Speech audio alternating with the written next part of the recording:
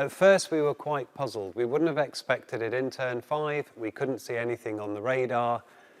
He was asking again, saying that it was still light.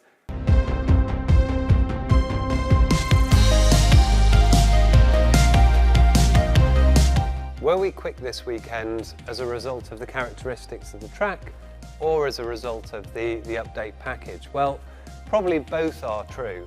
The fact is that update kit works very well around circuits like Barcelona with a lot of high-speed performance. Although the car itself probably would have been okay there because we've been better at the fast circuits, the front limited tracks.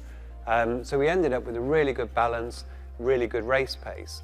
Now, where we're going to go next week, Montreal, it's a very different circuit. Low speed corners, quite a lot of straight line, full throttle, and we would expect more of a challenge there. So we're not thinking that we'll be going in nipping at the heels of Red Bull. We're going in there prepared for a battle with Ferrari, Aston Martin, maybe even Alpine. What caused the miscommunication in qualifying, and what will we be doing to prevent that happening again? Well, put simply, the drivers were trying to find a car finishing a lap in order to get a slingshot starting the lap themselves. So that will give them more straight line speed. You can find around a tenth, maybe a little bit more on the straight. That car that was finishing then peels in and they can then conduct the rest of the lap in clear air. Now, the issue, again, put very simply, was that George and Lewis both tried to pick up Sainz as that slingshot. So Lewis got onto the back of him around turn 10. As he then came round to start the lap, George was waiting because he knew that Sainz was coming, not realising that Lewis was just behind. Now, at the racetrack in Barcelona, we were very keen to make sure we focused on the race itself, not worry about what went wrong in qualifying. But now that we're back here at the factory, we'll sit down, we'll look at how we need to change our communication to make sure that we don't confuse the drivers by not giving them the whole picture. Friday was a bit of a struggle and the car came alive on Sunday, so what changed in between? Well, it's fair to say the single lap was challenging on Friday. There was a bit of overheating, the balance wasn't quite in the right place, but the long run looked pretty solid. Now, what changed in between? Well, as normal, we're running the simulator overnight. We had Mick driving, running through a range of changes. Now, that work is analysed. The results of that are then discussed with us when we come in on Saturday morning, and we can cherry pick the best bits of that work and get them onto the car. So it was definitely improved for Saturday, but what was really good to see was how strong the car was in the race. The balance was more or less spot on. It was looking after the tyres well. They were able to overtake. Really encouraging to see George starting on the same row as Sergio and able to finish ahead of him in the race itself. So clearly good progress, but a great job done by the team, particular Mick and the simulator team overnight. Was Lewis's car damaged in that lap 1 incident with Lando? Well, we were very, very lucky because the only thing that got damaged was actually the wheel shield. And that's a bit that's there for regulatory purposes, not actually there for car performance. So there wasn't a big knock on. And when we made the pit stop, you can then put a fresh wheel on with a fresh wheel shield and everything's back to normal. So very lucky for Lewis. And once we were able to confirm that everything was okay on the data, all the aero load looked okay, there was no concerning overloads on the suspension, he was able to get his head down and attack the race. Was the soft, medium, soft strategy the plan going into the race?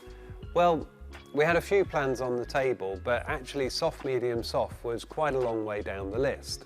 We were very much expecting it to be a 2-stop, but we weren't ruling out the 1-stop tyre. We didn't really have enough data from Friday to know what the hard tyre was going to do in the race. When we got going though, we were able to see of the cars that started on the hard, a number of them were struggling to make progress through traffic. We thought they would have been picking off cars more quickly. So we were a bit wary of that. We also had good data on the medium from FP2 session on Friday. Lewis did some decent laps on it, so we knew that that was solid. So when we went to it, it was really just a case of making sure we put on a tyre that had decent warm-up, good grip. Then by the end of the race, we were close enough to the finish when we made that second stop to go onto a soft, and that was a tyre that we definitely liked at the start. So it was a strategy that we were evolving as we went on. The strategy team did a really good job of taking in all the information, making sure we could make the right calls on the pit wall, and we ended up with a good race plan as a result. What was our reaction to George's radio about the rain? Well, at first we were quite puzzled. We wouldn't have expected it in turn 5. We couldn't see anything on the radar. He was asking again, saying that it was still light. It was quite good that he managed to work this one out for himself, because if he hadn't told us that it was actually drops of sweat on his visor, I think we'd have been still puzzled working out where this rain had come from and why it was only George that was noticing it and none of the other drivers. How good did the result feel for the team, and what do we expect for Canada? Well, it was certainly really good fun to be part of that race, to be able to get the double podium as well. We've had a few tough races recently, and while we've brought home a decent amount of points, it's so nice to get both of the drivers back on the podium after a bit of a break. What do we expect from Montreal? Well, as I said, we're thinking it will be more along the lines of some of the earlier races where we're definitely in the bunch with Ferrari, with Aston. Now Alpine look to have joined that group, but it's great racing there. It'll be good fun. We're certainly going to be fighting to find every little bit of performance we can, because the way the grid stacks up now, you can be P2, you can be P10, and there's only a few tenths in it. So we're looking forward to more exciting racing, but certainly we're aware that Canada is likely to be a bigger challenge than the Sunday we just had in Barcelona.